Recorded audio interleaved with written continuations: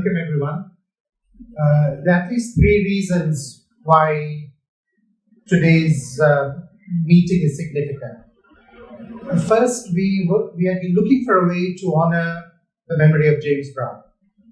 The Social Scientists Association published a Sri Lanka edition of his first monograph on villagers, some of whom described themselves as the children of Kuvain. And the one occasion on which I bumped into James Brown, I had nothing to say to him, and I wouldn't have anything to say to him now, was at SSA when it was off Kerala Road, I think somewhere in the 1990s. So it was important for us to somehow mark his departure, but also to remember his body of work. Secondly,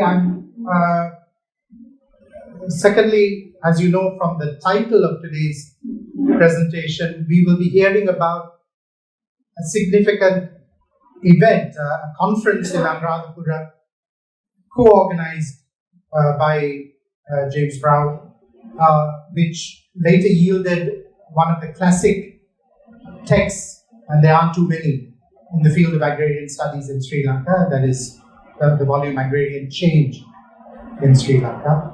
And Jonathan was one of the participants and contributed a book chapter. And it's a great honor to have with us Professor Tudor Silva, who was also a participant and also contributed a chapter to that study.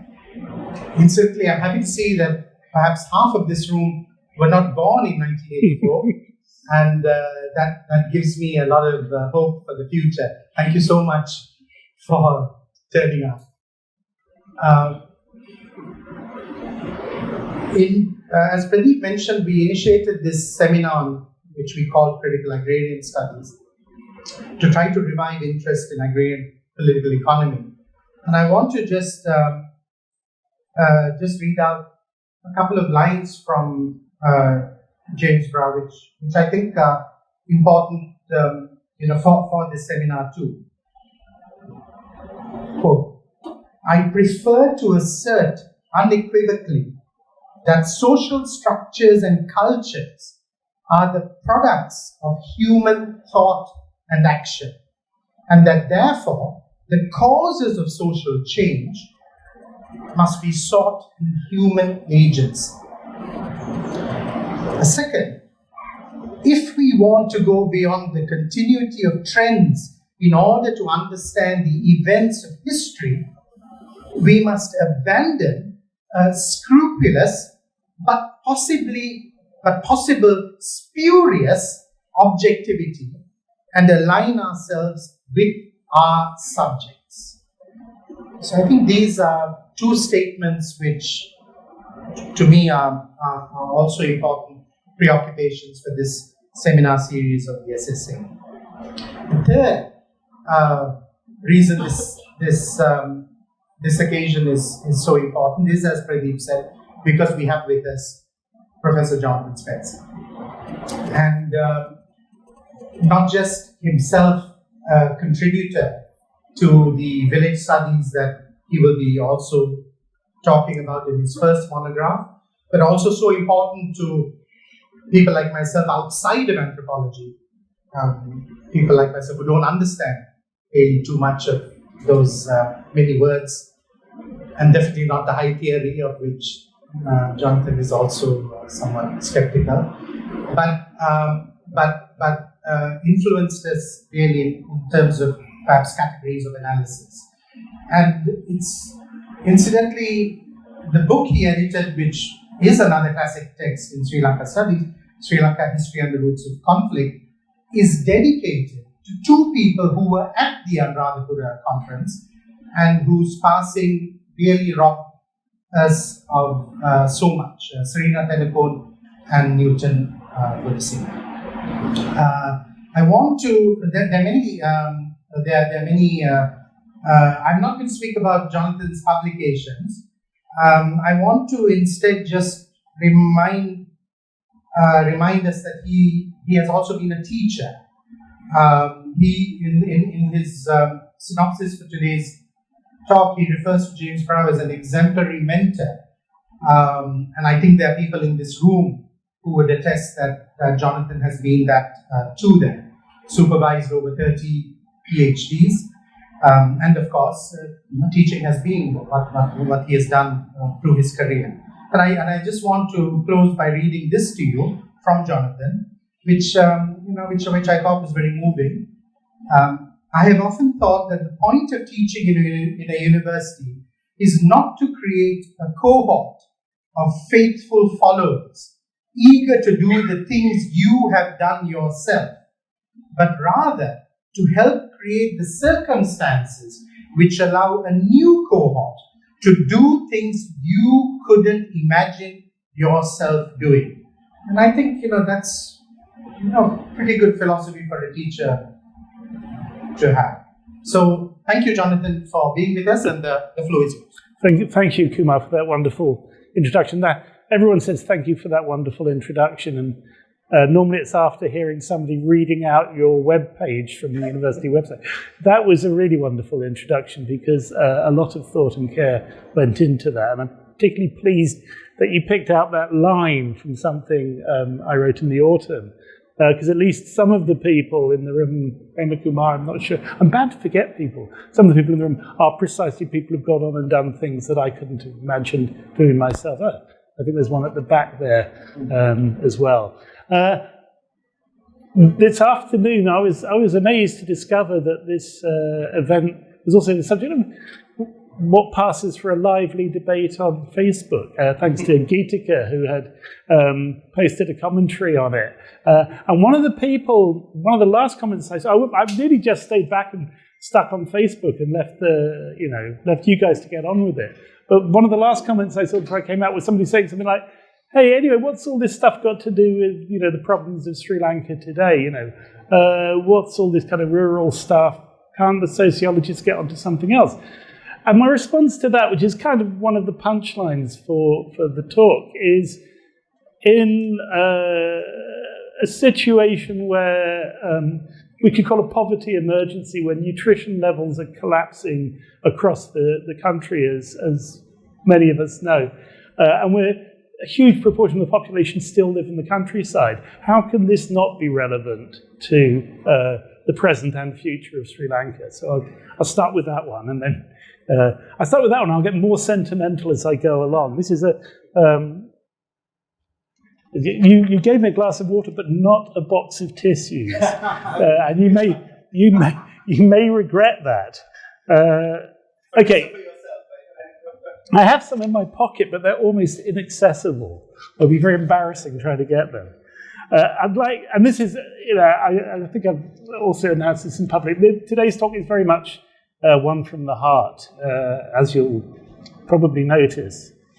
I'd like to start by thanking Kumar and Upal and everyone else here at SSA, not least Chulindi Kodakada, who I think was partly responsible for this invitation in the first place. Thank you all for providing me with the opportunity to pay tribute to an old and much missed friend, James Brown. Also, veterans of my presentations will be amazed to see I've actually written this one down. Partly because I wanted to have a text to share with James's family, and partly to kind of keep myself under some degree of discipline. Thank you for giving me the opportunity to pay tribute to James, but also for providing me with an opportunity to reconnect with SSA itself. I'm going to be talking in part about things that happened 40 years ago, when Sri Lanka found itself racing apparently inexorably into civil war. I was at that time trying to turn my own experience into a PhD thesis, while also trying to make better sense of the rush to war. One of the first and most important books that I got hold of at that moment was the SSA collection, Ethnicity and Social Change in Sri Lanka. In 1991, when I was able to return after 7 years away, I was invited to speak at SSA. This is at least my third, if not my fourth, venue that I've spoken at called SSA. I just point that out in passing. I was invited to speak at SSA, and some of the friendships forged on that occasion have been among the most important friendships of my academic life. So it's completely wonderful to be back. One of the most important intellectual events in my life occurred in Anuradhapura 40 years ago. The conference on symbolic and material dimensions of agrarian change was more or less my first ever opportunity to present something of my own to a gathering of smart and engaged colleagues. As well as intellectual stimulation, it also provided me with an almost instant source of peer support.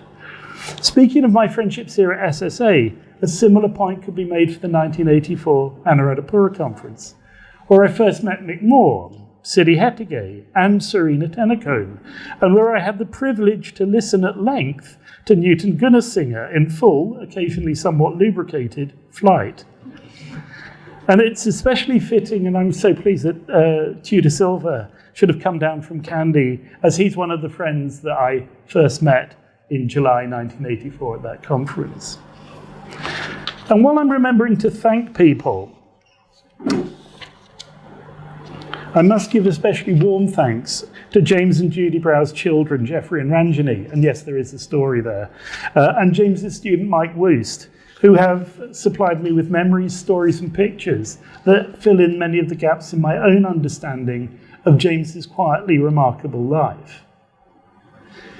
James Brow was a British anthropologist who drifted from the nascent counterculture of early 60s London. I could give a whole talk about James as a hippie, but I've tried to keep this under control, to the mid-60s west coast of the USA, where he found a remarkable life partner in Judy, in a setting more congenial than the damp England of James's upbringing, still constrained by its obsessions with class.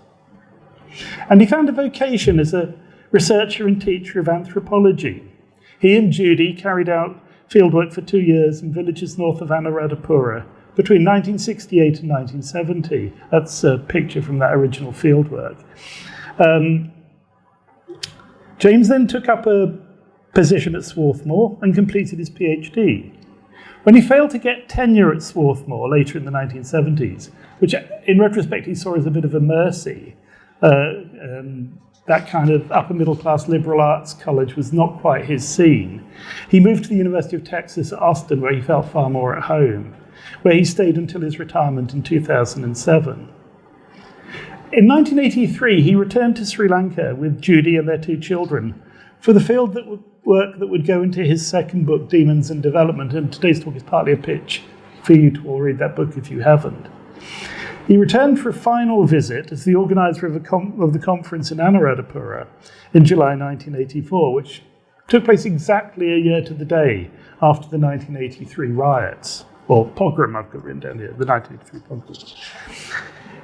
In my talk today, I'll try to do three things. Firstly, I'll provide a personal assessment of a fine anthropologist, friend, mentor, and frankly lovely human being. Secondly, I'll discuss the Anuradhapura conference and use it as a source of reflection on the decline in studies of agrarian change from the 80s onwards, not just in Sri Lanka, but also in many other parts of the region. And I should say that actually I got a bit carried away writing this with the biographical stuff. So although I promised to do that, I then did nearly enough of that at the end, but I'm assuming that you people are more than capable of getting a good discussion going about that question, about the disappearance of, or relative disappearance of agrarian studies and the consequences of that. So that will be plenty of space for that, I hope, in the discussion that follows. In that respect, I will be, I hope, continuing a conversation continued by another old friend, Urs Geiser, and his excellent presentation, which was the very first in this series, as I understand it, on critical agrarian studies, and which is available certainly on the SSA website and in Polity as well. Yeah. So really, if you want the overview of what's happened with agrarian studies, go to Urs's piece, because it's very hard to imagine anyone writing a better informed and more astute kind of commentary on it. I'm in broad agreement with most of the central points in his argument, and therefore don't feel the need to repeat them in detail here. Not least as I couldn't hope to reproduce Urs's own depth of experience, because he goes back to the 70s at least as a researcher in Sri Lanka, so he beats me by about 10 years. And his breadth of reading and understanding on these issues. Instead, what I can do today is present in close focus what it felt like to be working at a moment when earlier ways of interpreting rural change, whether through the empiricism of Edmund Leach or by way of the Marxism of Newton Gunnesinger, were supplanted by what Geiser calls critical theoretical perspectives. That's the second of my things. Thirdly, this is one of a number of more or less autobiographical pieces I've written in the last year or two, doubtless originally in part a response to imminent retirement. Well, now, I am retired. Pension gear.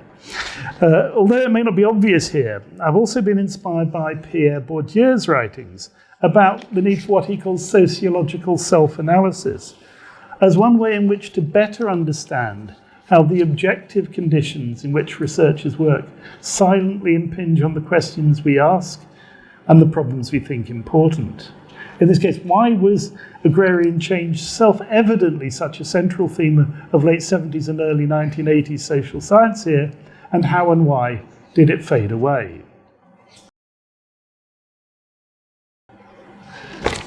I love these pictures. James, I'll try not to comment too much on politics. I can't really see them from here, but just enjoy them. I can answer questions like what's going on. I can answer questions if necessary. James Brower was born in 1937 and grew up in Ipswich in eastern England. In terms of a chronology of anthropologists of Sri Lanka, James sits midway between his mentor, Gananath Obiasekara, who was born in 1930, and his very close friend Jock Stirrat, who was born in 1945. But in terms of his upbringing and education, it means James straddled the social and cultural changes of the middle 20th century. He scored a century for his minor boarding school at cricket. That's him down there, I think second or third from the left in the front row. Could anyone pick him out? And he was in almost the last cohort to be called up for national service after school, serving 2 years in the Navy, something I only discovered relatively recently. As a flight navigator on an aircraft carrier, he had a close-up view of that bizarre late imperial foray, the 1956 Suez Crisis. James's memories of his time in the Navy were surprisingly warm, and at that point his life might have been expected to stay on a predictable English middle class track. University, one of the professions, a solicitor or a teacher, a house in the suburbs, that sort of thing. But it didn't. From the Navy, James went to Oxford, where he studied modern history, graduating in 1960. I remember he once told me that he had been an exact contemporary at Oxford of Perry Anderson, the famous editor of New Left Review and many other things, who was a theoretical young Turk, wrested control of New Left Review from E.P. Thompson and his allies in the early 60s. Starstruck, I asked, what were Anderson and his fellow young Marxists like? Far too posh to have anything to do with someone like me, James replied. Anderson had gone to Eton, James to a lesser private school. Then as now, the gulf between them was vast. This passing comment reveals James's keen sense of the hidden injuries of class, even like between different grades of private education. And you can perhaps see why Sri Lanka made a sort of sense to him, because such distinctions are not unknown here. But it also reveals his lifelong disdain for hierarchies of caste and class, and that's one of my themes for today. His son Geoffrey traces some of this to his time in the Navy. When James found himself inducted as an officer, when equally qualified conscripts who hadn't had a private education found themselves stuck in the ranks. Geoffrey also suggested to me that this may be a clue to explain the draw of anthropology, and especially the draw of the impoverished dry zone communities James spent so much time in between the late 60s and the early 1980s. He really liked it in the dry zone. Again, that's another theme. It's something actually he and I kind of bonded over when we first got to know each other. Certainly, James's life after Oxford veered completely off the tracks of bourgeois respectability. At Oxford, he'd played drums in jazz groups, and after graduating, he appears kind of Zelig-like in the background in various histories of the 1960s London counterculture. He lived in a legendary flat close to Paddington Station belonging to a man called John Hoppy Hopkins. Hoppy was involved in setting up the first British underground newspaper, the International Times, as well as the London Arts Lab. Hoppy's flat was legendary. I mean, you look up John Hopkins on Google and look at the obituaries and things where James pops up, and it is quite a story. Hoppy's flat was an intensely social space. It's like 62, 63, with constant jazz playing, weed being smoked, people reading aloud from Beckett and Flann O'Brien. At one point, the neighbours were so bothered by the sound of laughter that they complained that people were laughing too much in this flat. Although there are countless photographs in circulation of the scene at Hoppy's flat, the only picture of James from this period that I've been able to get hold of is this magnificent shot of him playing the bass drum on an early 1960s Aldermaston march in protest against nuclear weapons. Yeah. And that's in an illustrated history of the peace movement that his children shared with me. Can we have the next slide?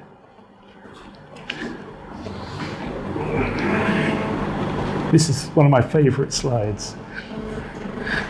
Around this time, Judy, who was a few years younger and was American, was sharing a house in San Francisco with future members of the Grateful Dead. So James and Judy are like counterculture aristocracy in certain respects. James sidled his way across the Atlantic via a cousin in Toronto. His first job in the US was as a waiter in a Greenwich Village coffee shop.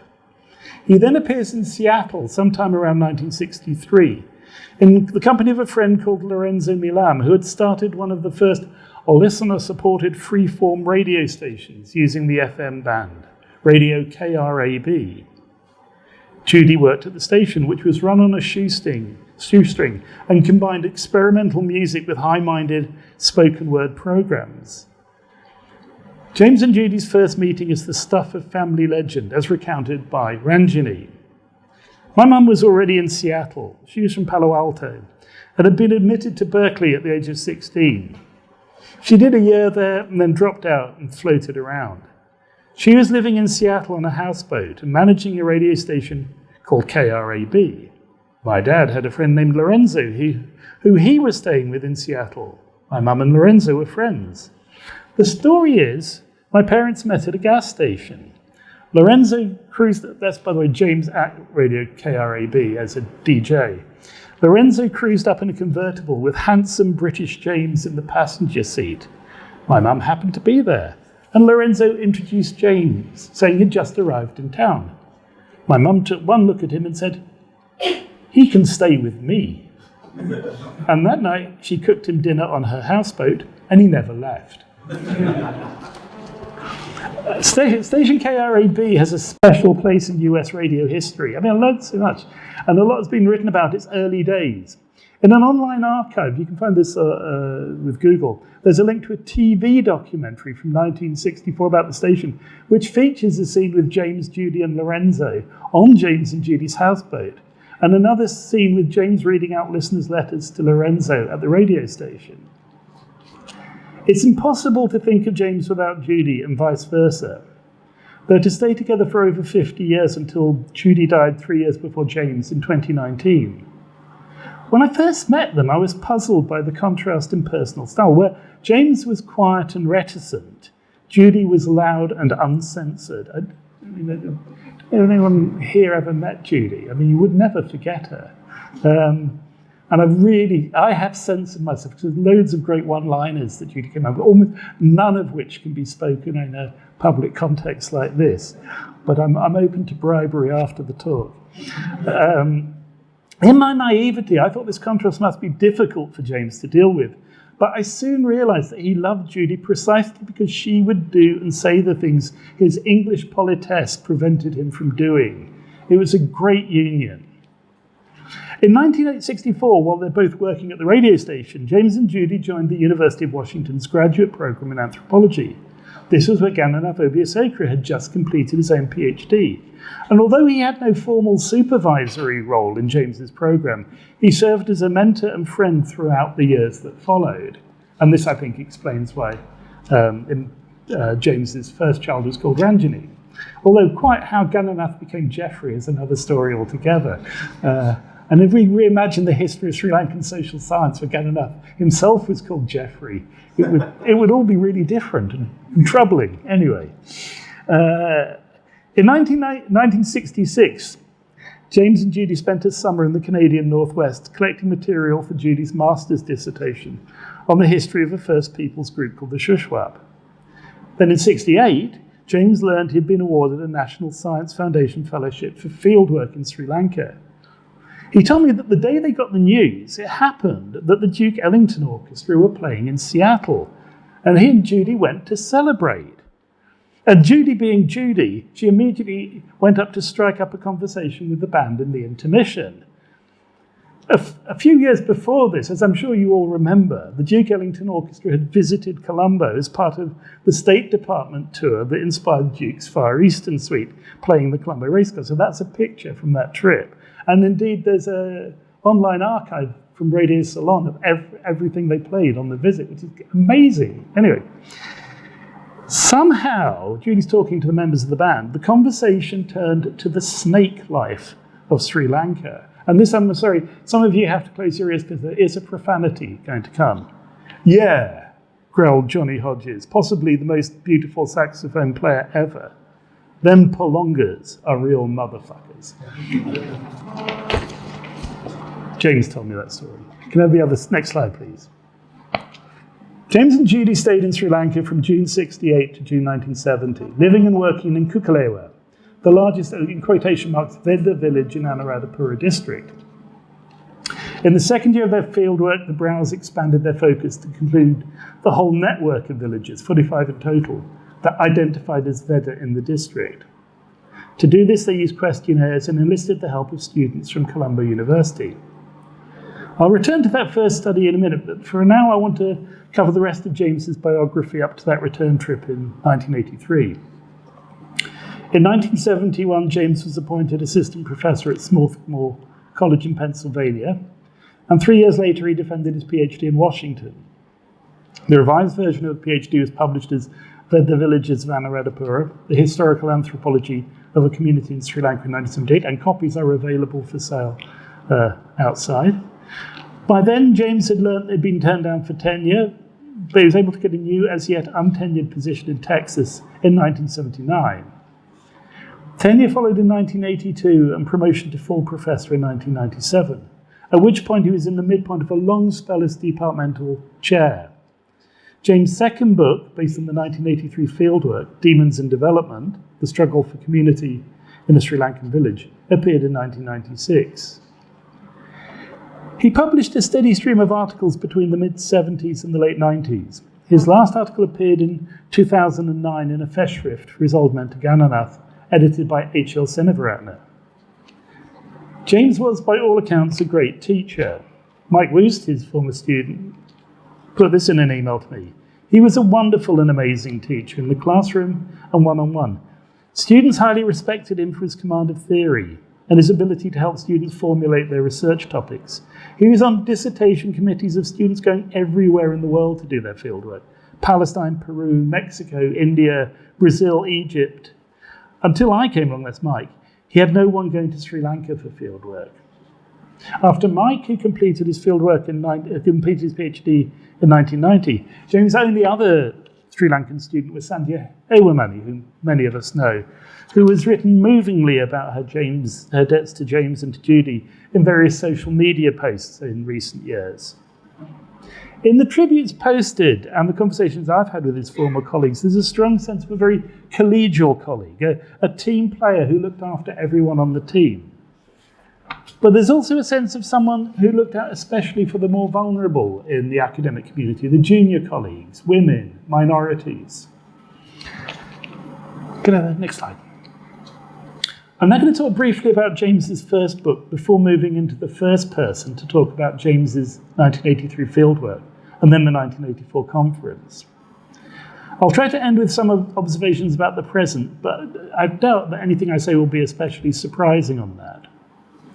In Veda Villages, James never explains quite why he chose this particular topic, though it's pretty easy to guess, I think, given his close relationship with Gananath and Gananath's, interest in dropping students all over the landscape to look at places that he's heard about that sound a bit odd or unusual.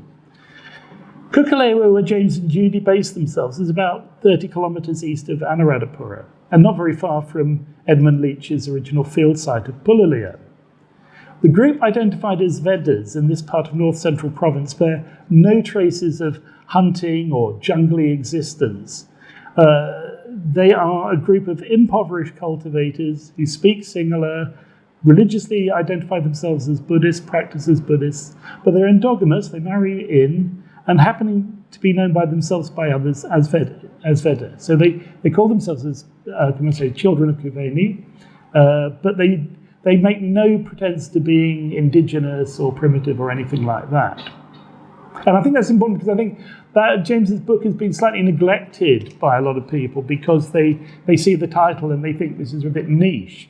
And in fact, it's a kind of absolute mainstream contribution to the ongoing literature on caste kinship, landholding, and so on in Sri Lanka. Because of the restrictions on marriage outside the community, James calls them a caste, justifying this by their use of the word variga in their self-descriptions. And there are traces of that peculiar institution, the variga court, which provided Leach with so much of his raw material in Pulalia. But in the Veda case, the court has long been in decline and doesn't possess the importance Leach attributed it, in his case, in the early 50s. The first chapter of the Villages, which is my personal favourite, is a long essay on the history of the category, Veda itself, and its use and misuse in colonial ethnology. Here James comes close, actually maybe change the slide, I think it's here. Here James comes close to a thorough deconstruction of the modern idea of the Veda as isolated primitive descendants of the original inhabitants of the island, preferring instead a more relational and flexible understanding of how the category is used in practice. In the book, this is followed by core chapters on the village and the state, land categories and kin groups and occupations. These, to a large extent, work within the paradigm established by Leach in his earlier study. But the chapters that follow burst out of the confines of the village study, tracing the processes by which new villages are founded, merge and die over time. The book is written with great clarity. The maps and diagrams are beautiful. The argument is deft and always intelligent. In terms of the tradition to which it obviously belonged, the caste kinship and land studies of Leach, Yalman and Tambaya, Veda Villages was a late 70s state-of-the-art example. I should just mention maps, by the way. I mean, Tudor and I were talking about James's beautiful handwriting. And Mike Weiss said, James really loved maps, and he drew maps. And so when Mike went to visit him in Anuradhapura, James posted him a very meticulously drawn map of how to get from the bus stand to his house. And Mike was like, what is this? Like, why do you need a map to get from the bus stand? But when he got to Anuradhapura, it proved to be absolutely perfect. And he got there just like that. So, maps. There are, I think, 4 points in the book where James pitches arguments that could be expected to have been taken up in the future. One is the chapter on the very idea of the Veda, which anticipates a lot of more recent scholarship on colonial taxonomies and indigenous categories. The second is an argument about landlessness, which coalesces towards the end of the book.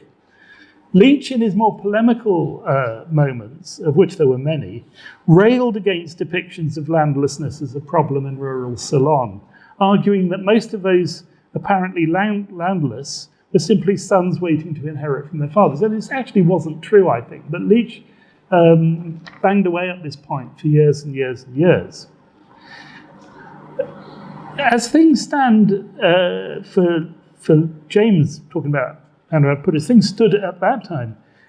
Cross-cutting ties of kinship, the availability of chain cultivation and the opening up of former crown land, all serve to mitigate the emergence of hard distinctions of class based upon access to the means of production. But he argues that the increasing monetization of relations will inevitably erode some of those ties, And so it's possible that class relations will begin to emerge more visibly in the near future. So that's the problem he's left hanging at the end of that book, and it was the problem that he thought he was going to return to address when he came back in 1983. But when he came back in 1983, he discovered that the threat to community was not so much money as politics, and this is the theme of the second book. But the other points with which the book ends feel less fertile for future argument. There's a very long rehash of the debates and disagreements between Leach, Tambire and Yalman about the workings of Sinhalese kinship. James's summaries of these tortuous debates are judicious and wise, but even as I originally read them, not long after they were published, I had a sense that the debates themselves had run into the ground. There really was very little more to be said on that topic. And then in the final part of the book, James makes a case for the need to frame an analysis of social action in terms of the meaning attributed by the actors themselves. And this is the passage that Kumar was quoting in my introduction. We've reached the question of the interplay of material and symbolic factors. Another slide, please. These are from the 1983 return fieldwork, and that's Geoffrey, James's son, who was 11 at the time on the right. There's Judy and Ranjani, who was, I think, 12 or 13, bottom left. And there's James with his field assistant from the University of Colombo, who I'll talk about in a minute, actually doing the field work in the top left there. In January 1983, James returned to Sri Lanka, accompanied by his 11-year-old son, Geoffrey. Judy joined them a few months later with their daughter, Ranjani. In James's own description of his project, he'd been concerned after the PhD with the question of the articulation of modes of production and class formation. But he was also interested in probing deeper into how people in the midst of change actually understood their situation, an issue glossed by the word consciousness. And he was also interested in the question of community. In short, James had become some kind of Marxist, but a Marxist in the lineage of Raymond Williams and the British social historians, rather than the French structural Marxists, who were much more influential in late 1970s social science in Europe. And there's a whole story about the different trajectories of Marxist social science in the US and the UK and France and so on, kind of under the surface of what I'm talking about here today. Somewhere around this time, I met the whole family, at the anthropologist's lodging of choice in Colombo, the determinedly seedy Ottery Inn at the bottom end of Bambalapitiya. We became friends and kept in close touch for the duration of James's stay. The plan was for James and Geoffrey to settle in Kukalewa, the central village in the earlier fieldwork. But conditions were harsh, there'd been drought, and they retreated to a newly built house they rented in Anuradhapura. Kukalewa had been an early beneficiary of Premadasa's Village Awakening program, and a new model village called Samadhigama had been built nearby. Premadasa himself came to inaugurate the new village. The houses were allocated on party lines, and the village split into two bitterly opposed factions. James had engaged an excellent field assistant, P.G. Somaratna, the Colombo sociology graduate, who had worked closely with Newton Gunnarsinger. At first, James and Somaratna worked together, carrying out a census and gathering methodical data on change. But as time passed, Somaratna took on most of the ethnographic work, and James stayed back in Anuradhapura and wrote. And I'll talk a bit more about what he wrote later. Not long after she arrived, Judy learnt that her mother had been diagnosed with terminal cancer. She returned to the US with the children, while James stayed on until October 1983. James's student, Mike Woost, remembers being caught up in the July violence with James in Colombo. Mike says, "I was with James in the summer of 1983, and we walked through the streets of Colombo during the riots of July, making our way back to the Ottery. Dreadful memories. After we finally got back to the Ottery, James intimated that he would never return to Sri Lanka, so I was surprised when he did eventually go back for the conference." And I didn't remember that James had been in Colombo at that point, but Mike does remember that. From this moment on in my presentation, my memory gets increasingly weird and shaky. Things that I thought happened at one point in the year turn out to have happened at other points in the year, and so on. A lot happened in July 1983. Judy and the children left. James found himself in the middle of the violence, and in Kukalewa, a woman called Silawati started to be possessed by a god who had things to say about the divisions that had sprung up in the village. Now, everybody wanted to talk about the issues of community and change that interested James so much. I visited James in Anuradhapura during those final months of his fieldwork. By then, he and Somaratna had settled into a regular regime. Somaratna spent the days in Kukalewa keeping up with the developing supernatural soap opera that focused on Silawati and village politics. And it really was like that. He'd come in every morning and say, this is what happened yesterday. You know, if so-and-so did this, so-and-so said that. And James would sit there kind of like writing it all down. James would absorb what he'd been told and then return to the manuscript he was writing, which was effectively a first draft of Demons and Development. It was written in his distinctive, rather beautiful semi-italic handwriting. And by the time I visited, it's hard to remember, I think it was about 30 or 40,000 words, handwritten. And he lent me this working draft to read while I was staying with him. It was beautiful, clear and gripping, almost novelistic in its structure. I was amazed that he was able to write this so compellingly while the events he was writing about were still unfolding in the village. His explanation was that he wanted to get as much of the writing done as possible before his return, as he knew the distractions of everyday academic life would make writing much harder back in Austin. And on that, he was right. This is perhaps the point at which to pause the narrative to say a little bit about my relationship with James.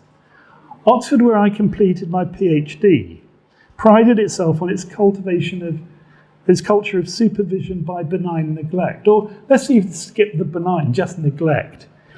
When I moved there from Chicago, one of the Oxford staff told me, "You probably won't find many people to talk to here, but at least we'll leave you alone to get on with your work." They did. In the absence of any substantive supervision, I relied heavily on support from my fieldwork peers, like Mark Whittaker and Colin Kirk, and some older anthropologists like Jock Stewart and James Brow. Looking back from the present, I begin to realise just how important James was to me.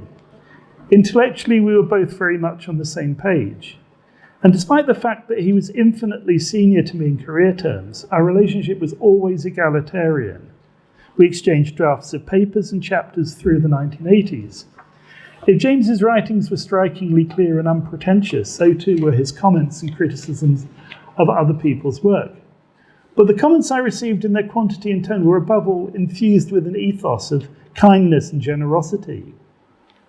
Through our meetings at workshops and conference panels, we gradually assembled the papers that made up Sri Lanka History and the Roots of Conflict, which is in many ways was a kind of collective effort, which I ended up doing the final bits to get published.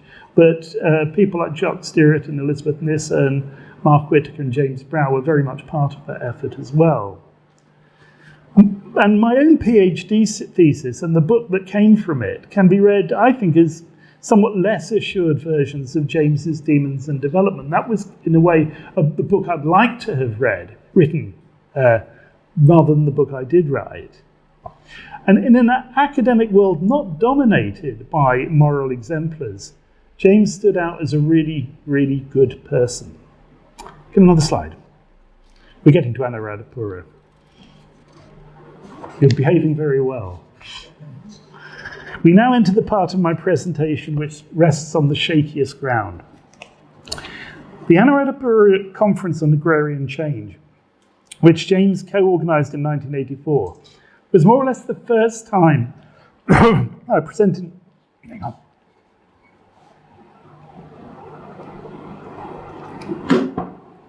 It was more or less the first time I presented my own work in front of a seasoned academic audience.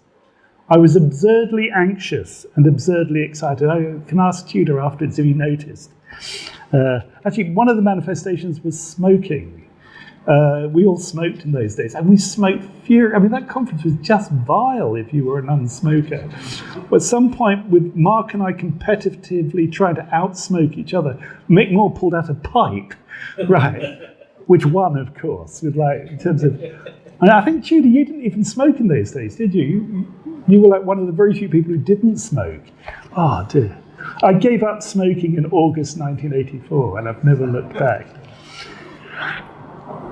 If I had to rely on memory alone, the next section would be 5 minutes of me reproducing the buzzing in my ears that accompanied me through the days of the conference. I was just like, wired. The conference itself was a manifestation of that generosity I just mentioned. James did all the legwork to get it up and running. It was a very well-funded international meeting in which most space was to be given not to senior luminaries who had been flown in to pontificate, but to junior researchers with fresh material of their own to share. The conference itself was co-organised by James with Gananath, and I think Norman Uphoff. I mean, I remember him as an organiser, but he vanished by the time the book came out, and there's no mention of that, so I'm not sure what the story is there. 13 papers were presented, 11 on Sri Lanka, 2 comparative ones from Thailand and India. Of those 11 Sri Lanka ones, 3 were by researchers still working on their PhDs, like me, and another 6 by researchers who'd only just completed. Most of the presentations were the outcome of some sort of larger village study. The funders covered the cost of the international participants, which I managed to stretch one plane ticket to stay for 3 months and do a whole second round of fieldwork, for which I'm eternally grateful. And Newton, who didn't bring a paper himself to the conference, was a live wire participant in all the discussions, and he was one of the people who was then drafted in to contribute a paper to the eventual edited volume. I was unnerved to discover that, as I saw it, Mick Moore and I had independently written the same paper. Mine on representations of the rural, his on the ideological history of the Sri Lankan peasantry. And then I was just as quickly reassured by Mick's generous response to the coincidence, which was exemplary too. It was my first meeting with Mick, with Tudor, with Tamara Gunasekara, with Serena Tenneco, with Siri Hettigay. For me, I gained immediate access to an expanded peer group of like-minded researchers and to a wealth of comparative material, which enabled me to see those things in my own field context that had seemed unusual or atypical, which turned out to be common but relatively unreported. For example, high levels of informal migration based on relatively easy access to plots of Crown land, or the rapid post-1977 turn to cash cropping for the island-wide market, which was just beginning to swim into focus by 83. Another example which would dominate much of the discussion was what presenters often referred to as politicisation of the villages, the penetration of village life by party-based factions, and the place of patronage in the production and reproduction of inequalities. It took a semi-outsider, Ron Herring, whose own field experience of politicisation in CPI-dominated Kerala had meant Marx study circles and earnest discussions of primitive accumulation. So one was saying, like, so where are the Marx study circles? Where's the theoretical discussion? Zilch. There's people saying things like "happy pata, cola pata," and that sort of thing, and drinking a lot and shouting at each other a lot. And that wasn't the politicization that Ron had experienced in South India, and that kind of made us realize that there was something specific to the form it had taken in Sri Lanka. Another slide, please. One temporal marker which has the authentic feel of the early to mid-1980s, and not in a good way, is the awkward place that gender occupied in the discussion. Only 2 of the attendees were women, Serena and Tamara, and only Tamara presented. This is actually particularly striking because 20 years earlier, Ralph Firis, in the very long but rather interesting review of Edmund Leach's Pulalia, had criticised Leach for presenting an unreflexively male view of village social life. So it's not like people didn't know it hadn't been pointed out before. The participants were uneasily aware of the deficit, and there were a couple of extended discussions of the role of women working as migrant wage labourers and the stereotypes that accompanied those women. But most of us were aware that there was a systematic problem here, if no one had a convincing response to it. This was a classic early 1980s moment. There was also quite a bit of discussion of class. I remember long and rather directionless discussions of the different words villagers in different places might employ to delineate class groups within the village. And you'd have these things going on like Was Madhyamapanthi like Samanya? Was Madhyama... this sort of like fine distinctions when you think like maybe we're missing the point here. In a letter with instructions for revision and publication after the conference, we were urged to be at least consistent within our own papers in the terminology we used about class, and if possible to think about the potential difference between local categories and more rigorous classifications based on access to the means of production of the sort that somebody like Newton had been trying to do in his PhD thesis. If the title of the conference, Symbolic and Material Dimensions of Agrarian Change, suggested a potential standoff between Marxist and non-Marxist theoretical positions, that's not how I remember things playing out. The tension in the discussions that I recall was between what I would now call interpretivist and positivist positions. At the interpretivist end were Mark Whittaker and myself, very noisily. I'm sorry about that, as well as the smoking tutor. At the positivist end was Norman Uphoff. He's a kind of major figure in studies of rice agriculture internationally, who at that point was midway through a big USAID project on the Galaya scheme, which some of you may know. At stake was the very idea of some kind of grand theoretical reconciliation. This is what Uphoff seemed to want, and this is what the young anthropologists rejected. This was a moment of epistemological rupture, I've been trying to say that for years, within anthropology. A couple of months earlier in the US, another group of almost entirely male scholars had convened to discuss experiments in ethnographic writing.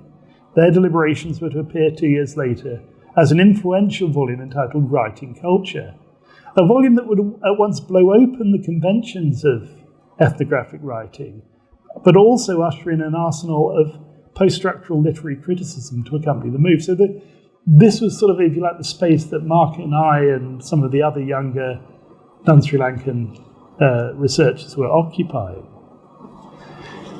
The conference was also held exactly 1 year after the July pogrom and just under a year before the LTTE attack on Anuradhapura in May 1985. Many of us felt the drift to civil war had to be addressed, even if we didn't quite know how.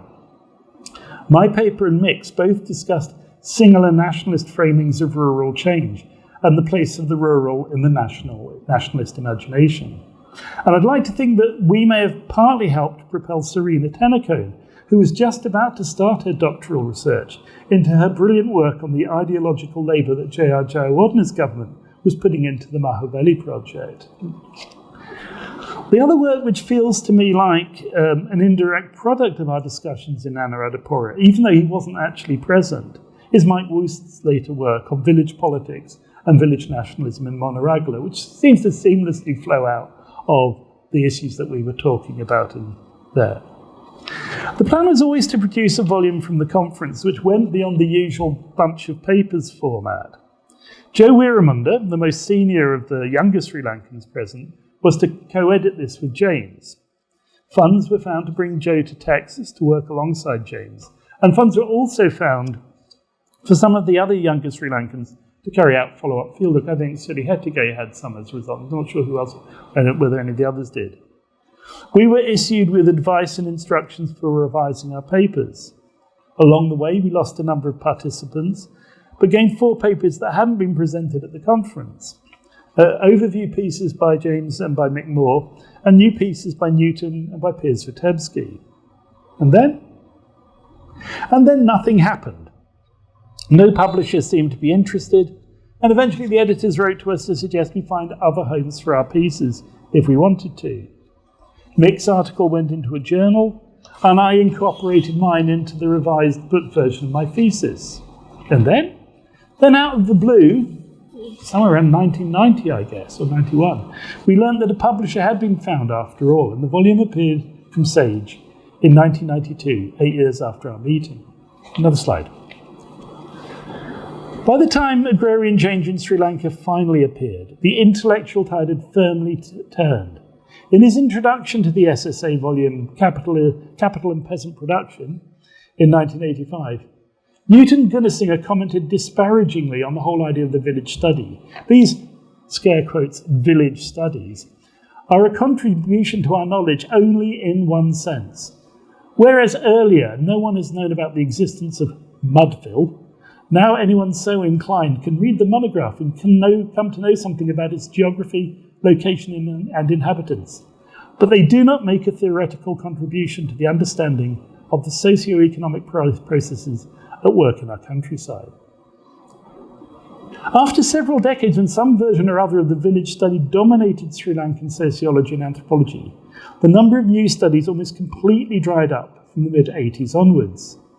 We didn't lose sight completely of the issue of agrarian change, but as Geiser shows in his review of the decades after the 1980s, the sources we have available are much thinner and in general rather more uncritically framed than the older sources. But Geiser is also clear that Newton's alternative to the village study, more rigorously theoretical Marxist framing of change, did not represent the solution to the problems that cluttered the conversations in Anuradhapura. Geiser says we needed far more attention to gender and intra-household dynamics than the Newton version allowed for, just as we needed a way to map and assess the impact of state and non-state agencies, that whole thing called politicization that we were talking about, which was such an important part of the rural scene by the 1980s. To some extent, James's second book, Demons and Development, which finally appeared in 1996, did just that. It wasn't a book about agrarian change per se, which might explain its absence from Geiser's otherwise very comprehensive review.